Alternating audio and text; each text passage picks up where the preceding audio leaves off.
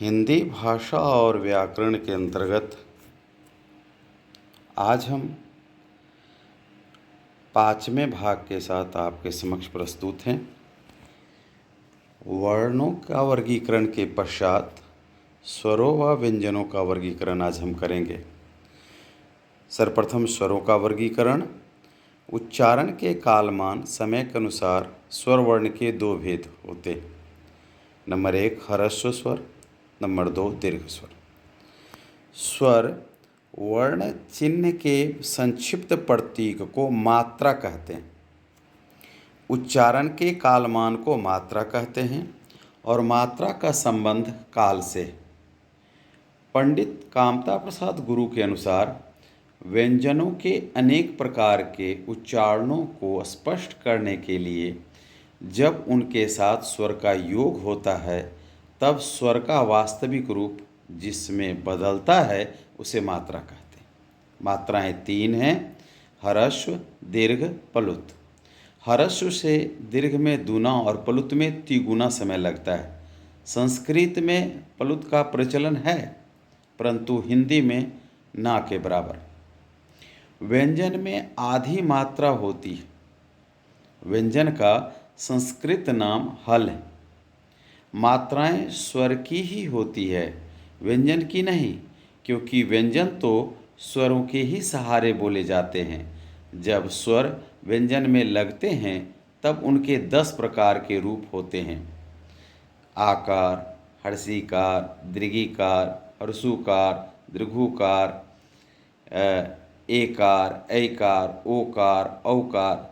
स्वरों के व्यंजन में मिलने के इन रूपों को भी मात्रा कहते हैं, क्योंकि मात्राएं तो स्वरों की ही होती है। छंद शास्त्र में ह्रस्व मात्रा को लघु और दीर्घ मात्रा को गुरु कहते हैं। आइए अब स्वर के भेद को देख लें।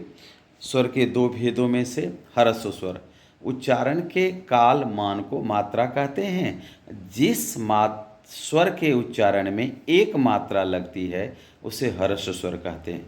ह्रस्व स्वर 4 हैं: अ, ई, उ, रे।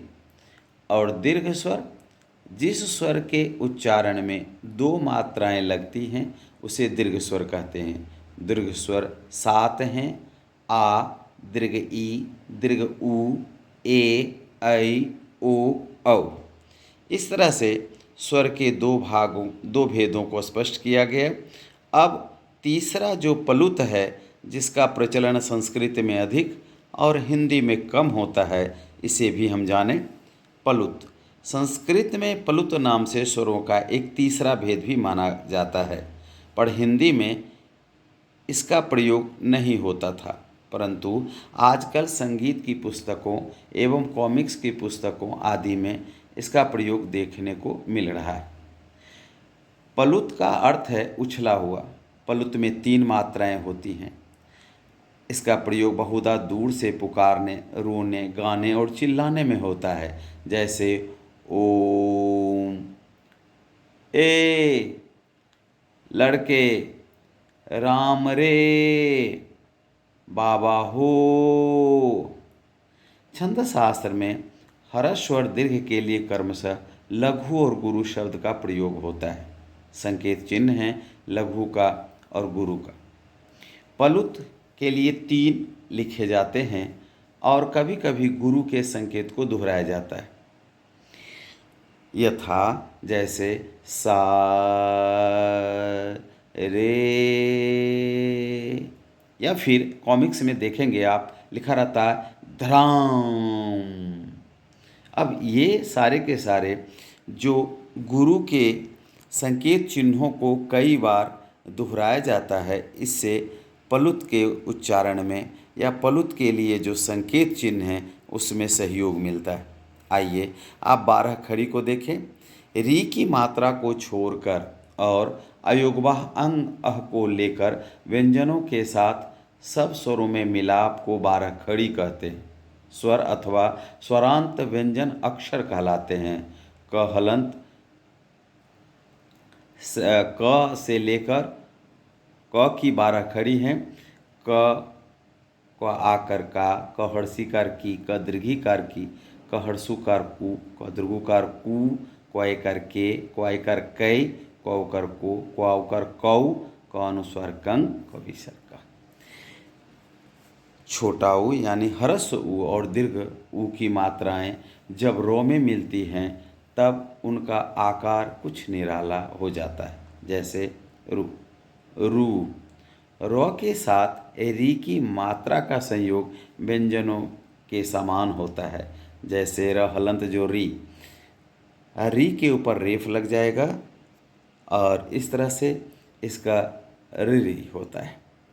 र के विभिन्न रूप पर जब हम चर्चा करेंगे तब फिर हम इस पर एक बार आएंगे कि र कैसे ऊपर की ओर जाता है और उसका रूप क्या हो जाता है, यानी र हलंत ऊपर की तरफ जाता है और उसका रूप बदल जाता है। अब हम व्यंजनों के वर्गीकरण को देख लें। हिंदी व्यंजनों की संख्या 33। इन्हें 3 भागों में बांटा गया है, स्पर्श व्यंजन, अंतस्थ व्यंजन और उष्म व्यंजन। स्पर्श या वर्गीय व्यंजन 5-5 व्यंजनों का एक वर्ग है। इस तरह कंठ, तालु, मूर्धा, दंत और ओष्ठ से बोले जाने के कारण इन्हें स्पर्श व्यंजन या वर्गीय व्यंजन कहा जाता है। कहलंत से महलंत तक के वर्णों स्पर्श व्यंजन कहते हैं। क वर्ग में जो कंठ से उच्चरित होता है, यहाँ देखने वाली बात है कि कितने वैज्ञानिक ढंग से यह लिखी गई है। जब निश्वास ध्वनि ऊपर की ओर, बाहर की ओर निकलती है, सबसे पहले अवरोध कंठ में तो क वर्ग, तब तालु में तो च वर्ग, तब मूर्धा में तो ट वर्ग, फिर दंत में तो त वर्ग, अंततः हम ओष्ठ से निश्वास वायु को बाहर करते हैं बोलने के वक्त तब प वर्ग। इस तरह से स्वर व्यंजन हम देखते हैं कि बड़े वैज्ञानिक ढंग से सजा हुआ है उच्चारण स्थानों के आधार पर। अब अंतस्थ व्यंजन। अंतस्थ य र ल व को अंतस्थ कहते हैं। कुछ विद्वानों ने चारों को अंतस्थ नहीं मानते, परंतु अधिकांश यह मानते हैं क्योंकि इनका उच्चारण व्यंजन तथा स्वरों का मध्यवर्ती लगता है। स्वर व्यंजनों के ये अंतः स्थिति में जान पड़ते हैं। इन चारों वर्णों को अर्ध स्वर भी कहा जाता है। अब ध्यान देने वाली बात है कि जब चाहिए यो या ए, इन वर्तनी के लिए जो अंतर होता है या शुद्ध वर्तनी की जब हम बात करते हैं तो यही अर्ध स्वर एक स्थान से परिवर्तित होकर य, र, ल, व वहाँ स्वर में और कभी व्यंजन में परिवर्तित होता है, जिसमें वर्तनी में शुद्धियाँ होती है। इस पर पुनः एक बार हम चर्चा करेंगे आगे के भाग में। उष्म व्यंजन श यानी तालु वाला श, तालव्य श, मूर्धन्य श, दंत स, ह, इन 4 वर्णों को उष्म कहते हैं। इनका उच्चारण रगड़ या घर्षण से उत्पन्न वायु से होता है।